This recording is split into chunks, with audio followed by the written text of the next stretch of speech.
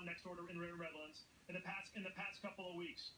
She was alarmed because they were getting a lot of package deliveries and working late in the night in the garage.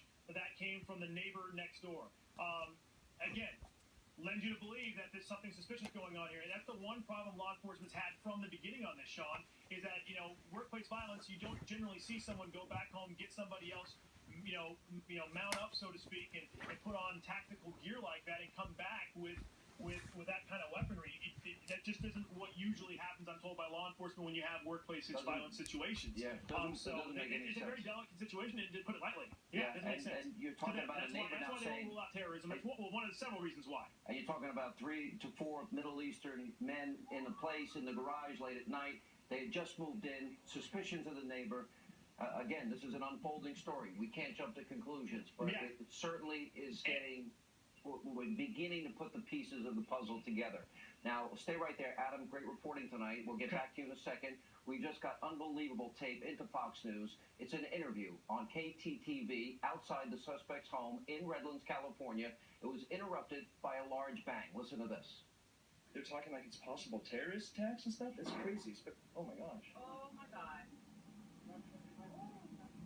And now there's booms?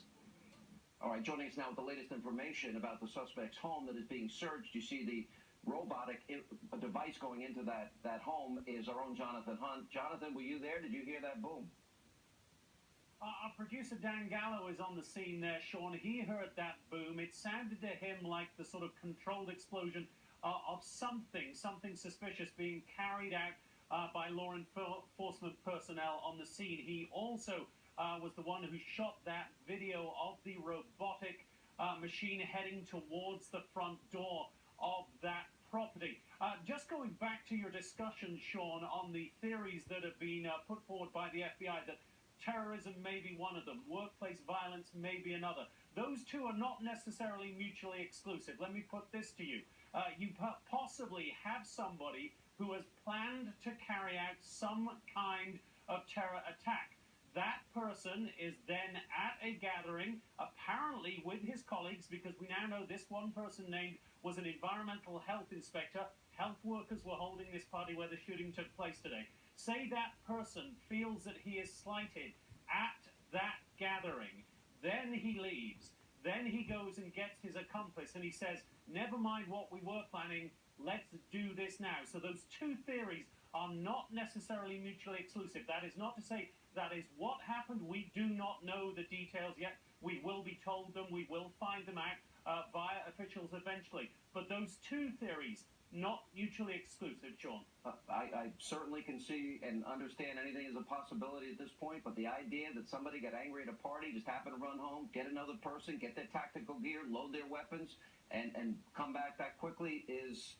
That's, to me, is a little bit of a stretch. But the point being, Sean, that that person could be thinking that, could have an entirely 100%, separate attack they were ready for an attack. So all of that gear is ready to go. I agree. Paul Diehl agrees with you, too. I like that theory very much. Let me ask this question, though. What do you know about the robotic device going in? Now, usually that is done in cases where the police believe maybe they were looking into the apartment building, but where they believe that there might be some type of explosive device or some type of IED or some type of booby trap. Do you believe that that was an actual trap that was set off, something that was left behind to injure and hurt or kill police? Officials have not told us that at this point, Sean. It is quite possible that that was the case, but clearly they are on a very high alert here. Clearly they know that these two attackers who had already shot dead 14 people were heavily armed. Clearly they were suspicious that they might have some sort of booby traps in that property and in the vehicle where they had remember, that very intense shootout with these two suspects earlier. So the police and other law enforcement who are on scene there are obviously moving with the utmost caution. And if they see any kind of package, any kind of item that they are suspicious about, they're going to send in the robotic machinery first. They're not going to take any risks with their own personnel, Sean. All right, Jonathan, thank you, and stay right there. We are getting some new information that the group CARE, the Council on Islamic Relations. You might remember they were unindicted co-conspiracies in that big Texas case. Anyway, that they will hold a press conference in about 45 minutes. It's expected that they will have one of the family members, I assume of Saeed Farouk, considering that is the only name that has been made public at this time, which is also the father has been quoted in both the New York Daily News and the Washington Times as of tonight.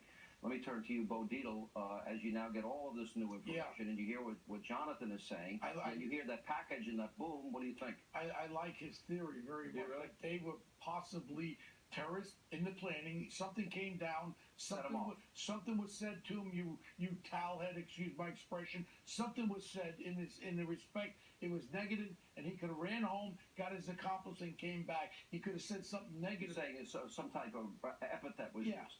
Racial epithet, and he, out of anger, that would have set off what was Exactly. in the planning already. In the planning already. That could sound very, It's all very speculation. possible. We really don't know, but I do see as this is unfolding more and more, it's certainly apparent to me, and you know the FBI tactics, it certainly appears that they are treating this as though this is some type of terror attack.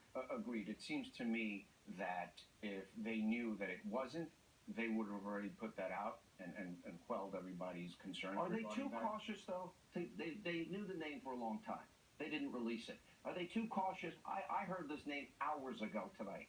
Are they too cautious? They won't give any description of those that are deceased. They are being cautious. Well, what's the caution about? The Being caution, PC? right? Totally. It's So the FBI is PC. The FBI answers to a higher calling. And the truth of the matter is, this could be a politically charged incident if it turns out to be an ISIS cell, and they want to be absolutely sure. But the that FBI has been very clear. I got to give credit to these guys. They have pointed out there's 1,000 probes ongoing right now in the United States. That's why I have been so outspoken and passionate.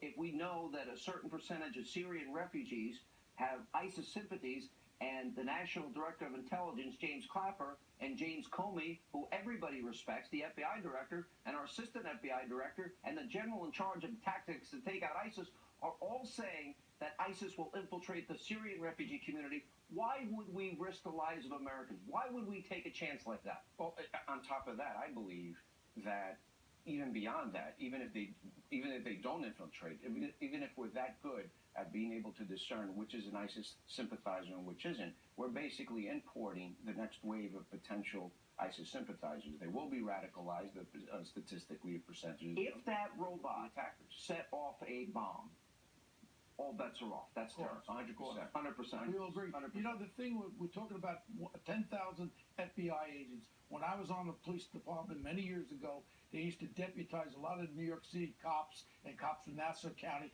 as U.S. Marshals to support the FBI. They have 100,000 cops across this country that can be deputized and work with the FBI and have their surveillance teams. They should be utilizing all the police departments and start to get candidates in there to be sworn in as U.S. Marshals along with the FBI to support the FBI. But from the earliest moments, let me go back to Mark Furman.